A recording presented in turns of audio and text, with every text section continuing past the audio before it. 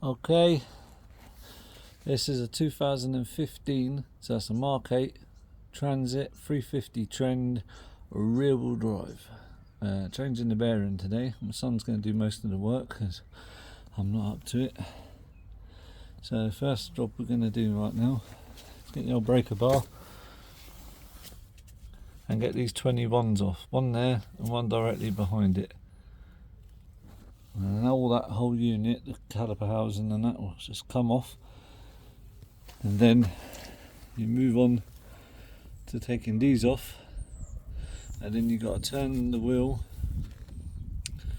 to get into there, which is where the T50 Torxes are, or 56s where they bloody are. So you've got to turn it to make sure you get in there and get them out. So that's basically it.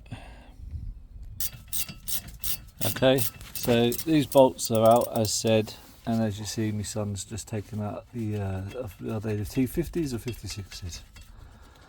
There we go. Come out like that, and not too bad, very rusty. There's the other ones down there as well you got to take out. So 5 of them, and then go through once you've twisted the hub, line them up. You should be able to just get them out like that. And then, as you see, we've only done 2 21s and taken off the whole brake unit all in one. And then when it's all back together, that should slide all back on nicely. Okay, like that. You see it hasn't come out. So we either try and poke it from the back, or you get a magnet on it.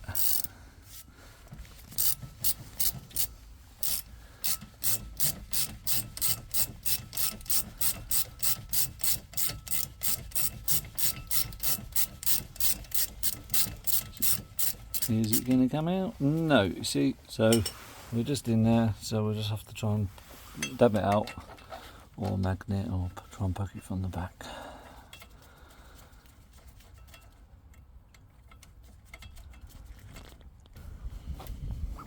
Okay, that's all 10 bolts out.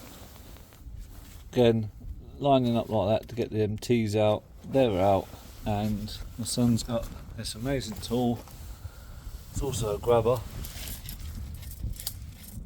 and it's also a magnet.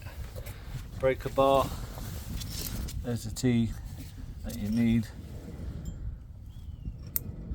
and 13 for the 5 on the face, obviously again them for the back ones further back, and then the 21 to take the brake assembly off. Definitely need a breaker bar. Well. So this is basically what it sounds like now. Oh, yeah. And it's gone twisty.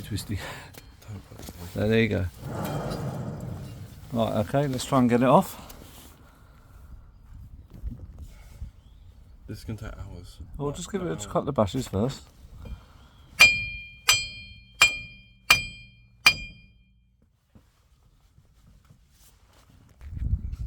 And finally, as you're probably bored with me by now, it wouldn't come out. So what we've done is not at the back here, because you have the ABS sensor, which you could take out, but we've chosen not to disturb it, and there is a thin gap, so it's fine to smack it from here. So minding the ABS sensor, you don't advise do not heat it there. What we did is put the blowtorch on that part, using that part of a ball splitter, hitting them, because I don't care about this tool, hitting that with a lump hammer. It eventually went. It was seized, but eventually went. So there's your disc, and all you got to do to get it off, you turn them around to line up with that part, and then it just, while one holds it out or in a vise, you careful with the disc because you don't want to damage the disc. Use that, and you just knock that out. So there's the new, and there's the shitty old. It's all notchy. And there's the discs. 2 seconds. There's the disc. Bit of a clean up. Again, turn it around so it pokes through there. Smack it through. Bang. So there you go. Ball splitter, hammer, and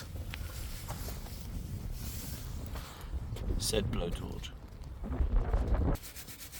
And one other final thing, so it sits back lovely, again minding the ABS sensor sticking out, Son's just cleaning up the face and the actual inner bit with a wire brush, so it goes back perfect. Okay, there we go, nearly into the end now. Basically, using the box so we don't damage anything, these 5 are now on. That is the wheel bearing to the disc. Now we're going to sit it in a housing, turning it around, making sure we get the T's lined up. The T's are the ones that sits it to the housing. And I'll just show you quickly. It's very heavy. That's why we're using the box. Again, like that, you see, all lined up to sit within the clovers. And that's all ready to go, lovely and shiny. Minding the size 15 flippers.